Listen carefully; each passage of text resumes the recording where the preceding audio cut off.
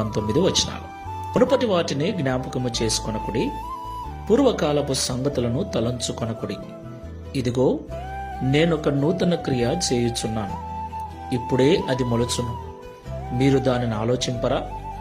నేను అరణ్యములో త్రోవ కలగజేయుచున్నాను, ఎడారిలో నదులు పారజేయుచున్నాను. ఆమేన్.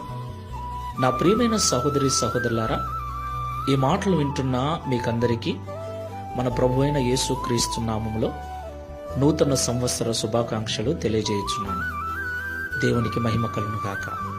నా ప్రియమైన సహోదరి సహోదరులారా, ఇశ్రాయేలీయులు 400 సంవత్సరాలు ఐగుప్తులో బానిసత్వాన్ని అనుభవించిన తర్వాత దేవుడు వారిని ఐగుప్తు నుండి నడిపిస్తున్న క్రమంలో ఎర్ర సముద్రములో త్రోవను చేసి వారిని దాటించటం, బండను చీల్చి నీళ్లను రప్పించటం, మన్నాను కురిపించి వారి ఆకలి తీర్చటం, ఇలాగా అనేక అద్భుత కార్యాలు